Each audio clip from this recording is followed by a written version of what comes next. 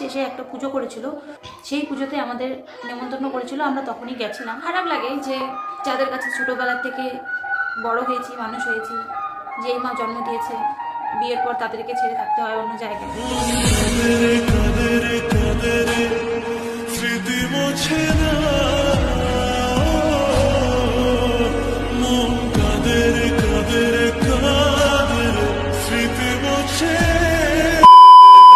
So hey hello everyone, welcome back to my channel. আমি Tony. কেমন আছো তোমরা সবাই? তো গাইস, আজকে মনটা একটু খারাপ। তার কারণ তোমরা তো জানোই, কিছুদিন আগে আমি ছিলাম আমার বাবার বাড়িতে। কার্তিক মাসে আমার বাবার বাড়িতে পুজো করেছিল, কারণ পুরো কার্তিক মাস আমার বাবু মা নিরামিষ খায়। তো মাসের শেষে একটা পুজো করেছিল, সেই পুজোতে আমাদের নেমন্তন্ন করেছিল, আমরা তখনই গেছিলাম। তো সেই পুজো উপলক্ষেই আমার শ্বশুর শাশুড়ি আর আমি তিনজন মিলে আমরা গেছিলাম আমার বাবার বাড়িতে। পুজোর পরে দুদিন পরেই আমার শ্বশুর শাশুড়ি বাড়ি চলে আসে, কিন্তু আমি থাকি কিছুদিনের জন্য। তো দেখতে দেখতে সেই দিনটাও চলে আসে। তারপর আমার বাবু মা ভাই মিলে আমাকে রাখতে আসে এখানে। খারাপ লাগে যে যাদের কাছে ছোটোবেলার থেকে বড় হয়েছি, মানুষ হয়েছি, যেই মা জন্ম দিয়েছে, বিয়ের পর তাদেরকে ছেড়ে থাকতে হয় অন্য জায়গায়। আমি যে আবার গেছিলাম 2 মাসের জন্য, 2 মাস থেকেছি। তো এরপর আবার কতদিন পর যেতে পারবো সেটা তো এখন বলতে পারছি না। আবার কবে দেখা হবে তাদের সাথে? হ্যাঁ, ফোনে তো অবশ্যই কথা হয়, দেখা হয়, কিন্তু তবুও সামনাসামনি মতো তো আর দেখতে পাবো না, তাই না? দূর থেকেই খোঁজ নিতে হবে, কাছে তো থাকতে পারবো না। সেই জন্য একটু খারাপ লাগছে। আমার মা বাবু ভাই আজকে চলে গেল সকালের ট্রেনে। সকালবেলা ট্রেন ছিল 9টার দিকে। আমাদের এখানে ট্রেন মনে হয় 7টা থেকে, এই আমাদের সামনের স্টেশন থেকে। তো বাড়ি থেকে বেরিয়েছিল 6:30টার দিকে।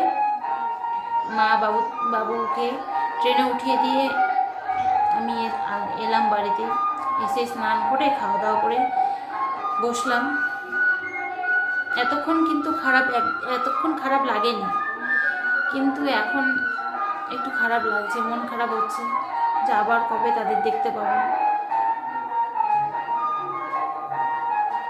তো গাইস, আমি আর বেশি কিছু বলতে পারছি না, বুঝতে পারছি না কি বলবো, মুখ দিয়ে আর কোনো কথাই বেরোচ্ছে না। আর পেছনে কীর্তনও হচ্ছে, কীর্তনের অনেক আওয়াজ হচ্ছে, হয়তো আমার কথাও ঠিকঠাক মতো বোঝা যাচ্ছে কিনা তাও বুঝতে পারছি না। তো চলো, আজকের ভিডিওটা এই পর্যন্তই।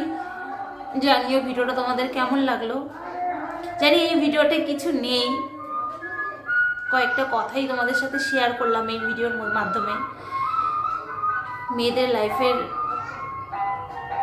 কিছু কথা, কিছু কাহিনী,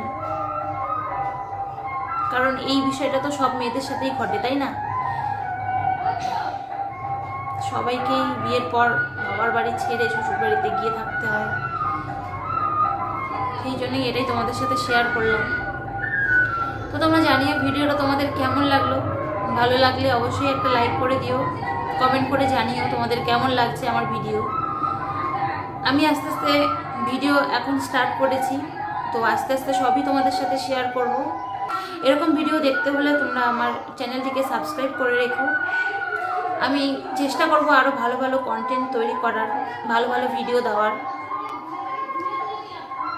এরপর ভাবছি ডেইলি লাইফস্টাইল তোমাদের সাথে শেয়ার করব। আর ডেইলি লাইফস্টাইল আমি কি শেয়ার করব? আমি তো বাড়িতে একা থাকি, বাইরেও সেরকম যাই না। আমার বর তো কাজে বাইরে আছে, আমার বর তো কাজের সূত্রে বাইরে থাকে। বাড়িতে আমি একা একাই বেশিরভাগ সময় থাকি। তো তোমাদের সাথে কি শেয়ার করবো বুঝতে পারছি না।